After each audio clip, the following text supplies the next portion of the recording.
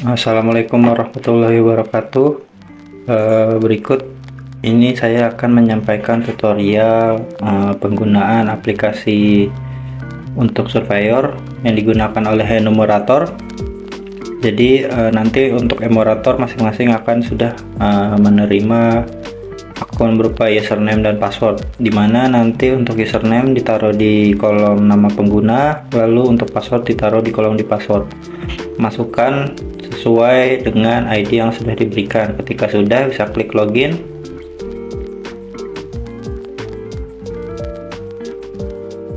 Pastikan masukkan password dengan benar. Oke, setelah masuk, ini adalah tampilan utamanya, terdiri dari program hibah air minum perkotaan biru dan program air minum pedesaan itu berwarna hijau. Untuk langkah pertama, kita akan mengatur bahasa di pengaturan. Lalu masuk ke selanjutnya, masuk dari pengaturan aplikasi itu masuk ke pengaturan lanjutan aplikasi. Lalu di bawah ada pilihan bahasa atau language, diklik pilih yang bahasa Indonesia. Setelah sudah, tinggal kembali. Lalu kita akan lanjut ke hibah air minum perkotaan. Nah, ini ada dua menu, pilih data dan daftar data. Yang pertama, kita akan masuk di pilih data, di mana di pilih data ini berisikan tentang list dari DPM. Berikut ini adalah contoh dari data DPM yang akan disuplai. Biasanya nanti enumerator akan mendapatkan list dari RM pembagian wilayahnya. Seperti itu. Nah, di sini saya akan menjelaskan bagaimana cara memilih datanya.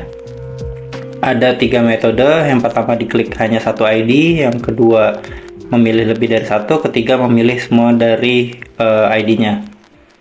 Seperti itu. Nah, berikut tadi ada contoh jika kita memilih satu ID, tinggal ditekan sebentar saja, diklik. Kalau jika ingin memilih lebih dari satu, ditahan lama, baru yang lainnya dipilih, diklik satu-satu. Lalu jika sudah, bisa diklik tombol panah itu, pilih. Nanti akan muncul keterangan seperti ini. Jika memang sudah benar, bisa diklik ya. Jika tidak, bisa diklik batal. Lalu cara untuk memilih semuanya, diklik satu dulu. Nanti di tombol di atas itu ada tanda kotak sebelah kiri, di samping tulisan tersedia, itu diklik aja. Dia akan memilih semua data yang ada di dalam list DPM. Akan tetapi lebih baik agar tidak terjadinya delay, pilih maksimal di angka 50 atau 100 atau 50. Seperti itu. Baik, di sini saya akan mencontohkan untuk mengambil data salah satu. Saya akan memilih satu data. Di sini akan saya mengambil atas nama Rustam dengan ID 400035. Kalau sudah, kita klik pilih, akan muncul keterangan seperti ini. Saya pilih ya. Lalu kita lanjut kembali masuk ke daftar data. Di daftar data itu sudah masuk atas nama Rustam. Nah, diperhatikan di tanda checklist. Sebelum menginput data, pastikan sudah checklist 2. Caranya bagaimana? Kembali lagi ke menu awal, masuk lagi ke program bayar minum, pilih daftar data lagi, lalu dicek lagi dia sudah jadi tanda biru. Jika belum, bisa diklik tombol refresh yang ada di atas pojok sebelah kanan. Kita lanjut mulai bagaimana cara pengisian datanya. Ini merupakan data usulan yang akan sebagai acuan untuk mengisi data. Ini foto, ini data survei baseline-nya. Lanjut, untuk foto itu dia ada 4 pengambilan foto. Nanti akan saya jelaskan lebih lanjut. Nah, ini untuk data survei baseline. Tinggal isi kesesuaian alamat sesuai nama responden, bisa dilihat dari data usulan atas namanya Rustam. Tinggal diklik saja dengan atas nama Rustam.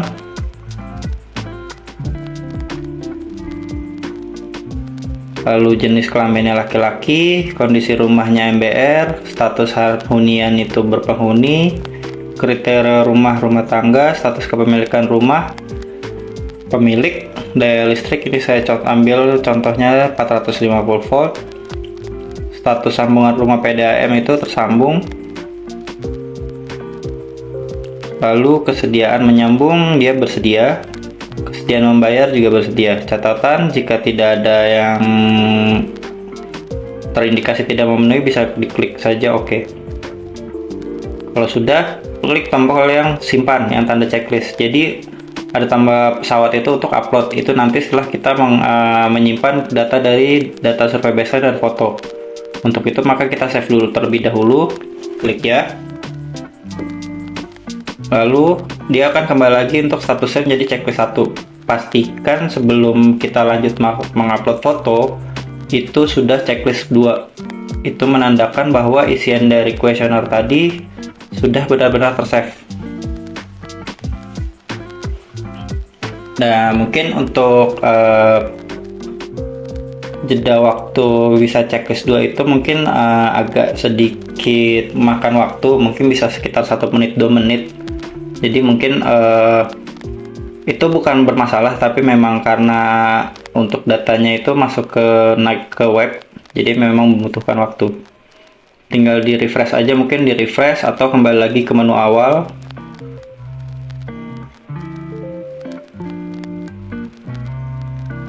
Jadi seperti ini akhirnya dia sudah menjadi checklist biru 2. Kita lanjut ke bagaimana pengisian untuk pengambilan foto. Baik, di sini saya akan menjelaskan bagaimana tata cara pengambilan foto. Bisa diklik tombol bawah ambil foto.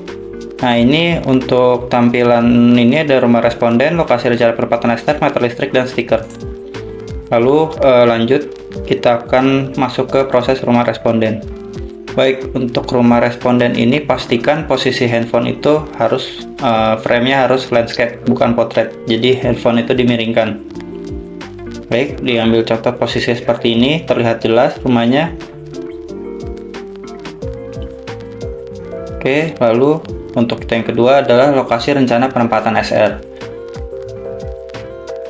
Oke, untuk lokasi rencana penempatan SR ini kita akan menentukan titik lokasi di mana SR itu akan terpasang. Di sini saya meminta bantuan teman saya untuk berdiri dengan menggunakan tanda panah menunjukkan lokasi SR itu akan dipasang. Setelah memang sudah pasti, tinggal ambil posisi seperti tadi kita mengambil tampak foto depan. Kita ambil sedikit agak menjauh agar terlihat jelas rumah dan penempatan SR ya. Bisa kita langsung tag, kita simpan. Oke, setelah oke, kita akan lanjut untuk pengambilan meter listrik. Kita klik meter listrik, kita pilih. Untuk meter listrik itu yang perlu diperhatikan adalah kode CL-nya. Untuk maksimal itu ada di CL6. Jadi kalau untuk di atas CL6 itu sudah tidak memenuhi dari kriteria layak sebagai kategori MBR. Nah, untuk pengambilan handphone sama harus posisi landscape dan posisi seperti ini. Di situ terlihat jelas di bagian saklarnya ada tulisan CL. Setelah sudah disimpan, oke, lalu lanjut lagi ke stiker, pemasangan stiker. Jadi nanti stiker itu akan ditempel di bagian depan rumah, sebaiknya ditempel memang yang tempatnya bisa menempel dengan baik. Dan berikut diisikan nomor ID baseline-nya serta ditambahkan untuk nama DPM-nya. Untuk posisi bisa di atas atau di bawah. Sini saya akan mencontohkan posisinya ada di bawah. Sini kita akan menulis nama DPM-nya. Kita ambil contoh. Oke, seperti ini. Kalau jika sudah terisi seperti ini, maka untuk pengambilan fotonya seperti ini.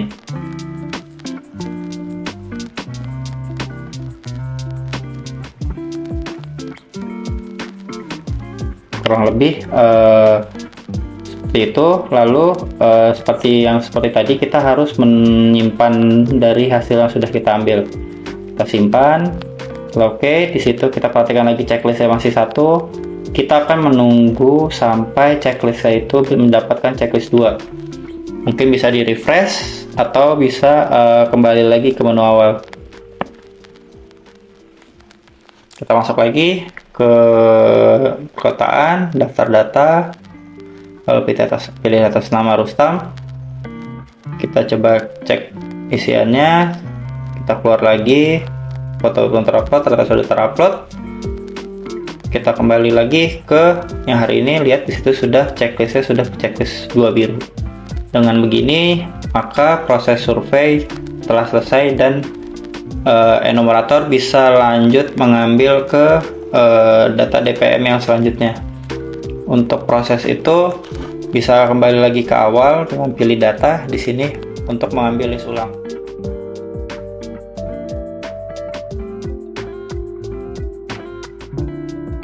Berikut saya akan menjelaskan bagaimana tata cara pengambilan data dengan menggunakan fitur offline. Jadi langkah pertama yang dilakukan adalah kita harus mendownload datanya dulu, dipilih data, di-download dulu datanya. Saya ambil contoh ini, lalu klik di select. Jika sudah, bisa langsung diklik ya aja. Lalu setelah dia sudah masuk ke daftar data nantinya, itu bisa langsung masuk ke menu pengaturan aplikasi. Jadi dipastikan sebelum mengaktifkan fitur offline, sebelum berangkat menuju lokasi DPM itu untuk datanya bisa di-download dulu agar masuk ke menu daftar data. Oke, lanjut masuk ke pengaturan aplikasi, lalu pengaturan lanjutan aplikasi. Nah, di sini ada pilihan mode offline. Bisa Bapak Ibu lihat, mungkin ini untuk mode offline bisa diaktifkan. Oke, setelah sudah bisa kembali. Lalu setelah kembali bisa langsung survei seperti biasa, masuk ke daftar data, dipilih nanti datanya. Untuk tahapannya bisa dilihat seperti di video sebelumnya. Nah, jika sudah istilahnya ketika sudah selesai, sudah ke tempat jaringan yang sekiranya baik, itu dimatikan mode offline-nya. Lalu setelah itu masuk ke sinkronisasi data. Oke, setelah sudah nanti tinggal dicek lagi datanya. Lalu di sini saya akan menjelaskan bagaimana fitur cara mencari data dengan menggunakan fitur tombol fitur pencarian. Bisa kita cek, dipilih data. Nah, di sini ada logo seperti kaca pembesar.